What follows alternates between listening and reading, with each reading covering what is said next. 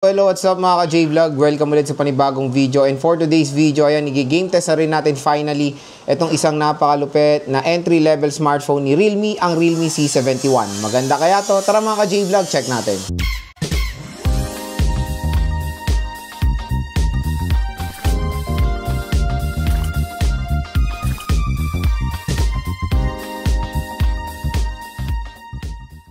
So, the specifications of the Realme C71, ang chipset nito is the Unisoc 7250 chipset with an octa-core CPU na merong clock speed na up to 1.8 GHz, and of course, the GPU is Mali G57. So, 4 games ang ating test like ML, Honor of Kings, COD, at PUBG Mobile. So, first na lalaruin natin is Mobile Legends. So, itong ating settings, map quality ultra, refresh rate high, resolution HD, naka-on ang outline at shadow, at syempre, naka-full download na ang resources dito.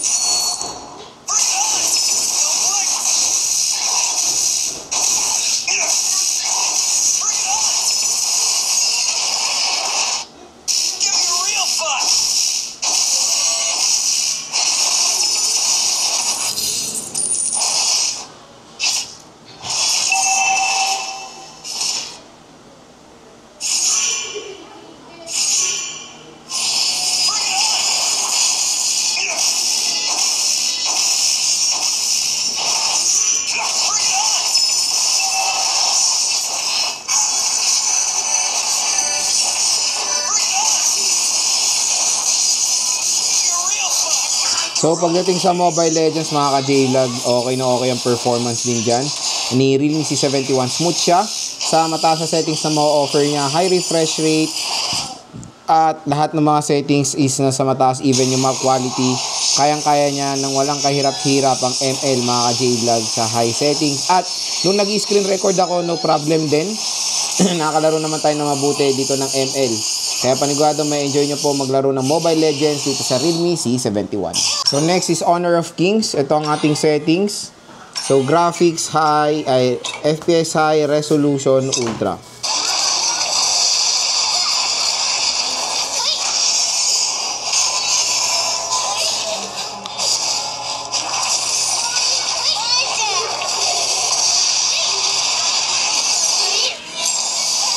Tawa pa ni nanay.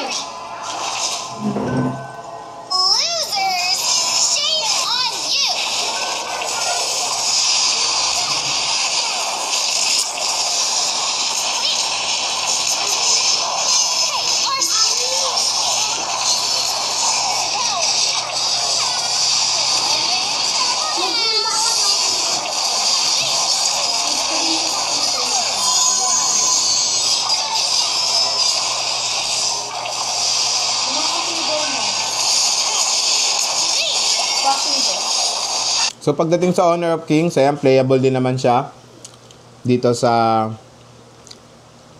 Realme C71. Ayan, okay rin yung performance niya. Smooth din naman siya kahit paano sa mataas sa settings. May enjoy nyo rin.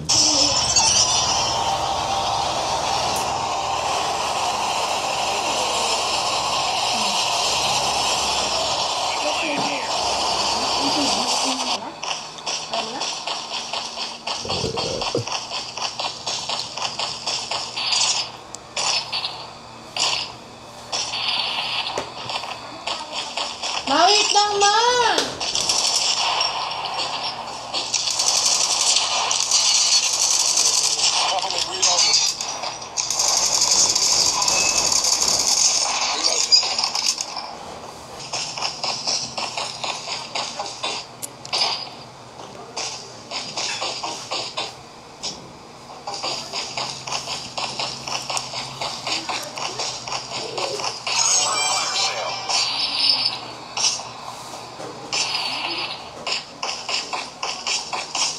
So pagdating sa COD Battle Royale, mga ka-J-Vlog, so far so good. Playable naman tayo dito sa Realme C71. Pero when it comes sa pag may kalaban tayo, naka-experience tayo ng mga slight frame drops pero manageable siya. So sad to say, the graphics is medium lang, hindi pa ganoon ka-optimize yung kanyang chipset. Pero okay, nakakaroon rin naman tayo kahit papaano ng COD dito sa device na to.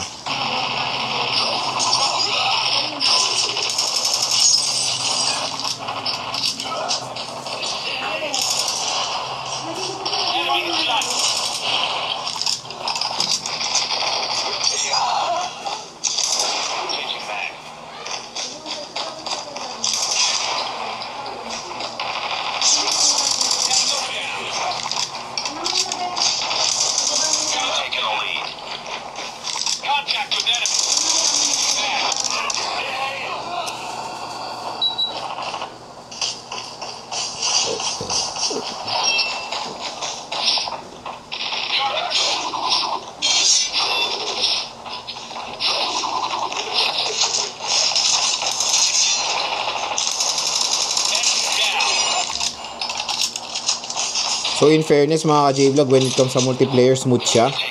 No frame drops, ang ganda ng movement. Kahit na may kalaban tayo, nakakalaro tayo ng mabuti ng COD multiplayer dito sa Realme C71. May enjoy nyo, matik.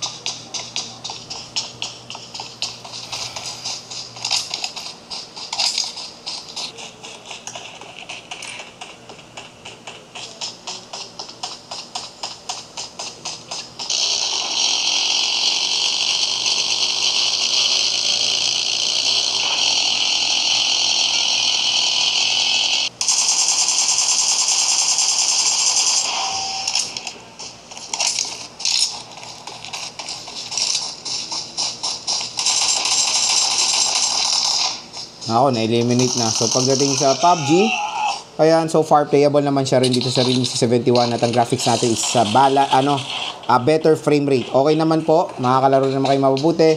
May mga slight frame drops habang naglalaro, pero very minor lang naman. So, ayan mga ka-J-Vlog, ang ating game test dito sa Realme C71. So, when it comes sa kanyang gaming performance, so far, na-test niya naman or na-handle niya naman yung mga tinest nating games, tulad na lang ng ML, Honor of Kings, COD.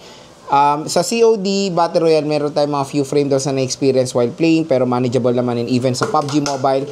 So, the Unisoc 7250 chipset is a magandang chipset yan for a budget smartphone. So, ito, makukuha natin ng 4,000 to 5,000 pesos. Napakagandang deal. Tapos, ang magandang ang kunin nyo is sa 6GB 128. Tapos, yun nga, meron siyang 6GB 128. So, plenty of RAM sa ganitong presyo. Kaya, nakaka-handle siya na pretty much of games din naman. So, kung i-rate ko ang kanyang gaming performance, one ang lowest and ang highest, ang score ko dito mga J-Vlog, nasa 8. Single speaker siya, pero the single speaker is sobrang solid ang lakas. Beyond 400% volume, pero minsan nakakabingin na yung pagka-loudness niya kasi hindi nga balance or hindi siya stereo speakers, kaya ganon. Pero malakas siya at hindi naman siya tunog lata. Maganda rin naman yung kanyang screen, malaki. Habang naglalaro tayo, may enjoy nyo rin naman dito sa Realme C71. So again, kung interested kayo dito sa device na to, i-click nyo na lang tong view products natin dito sa gilid ng video para ma-add to cart nyo na itong Realme C71 sa mas murang halaga lang.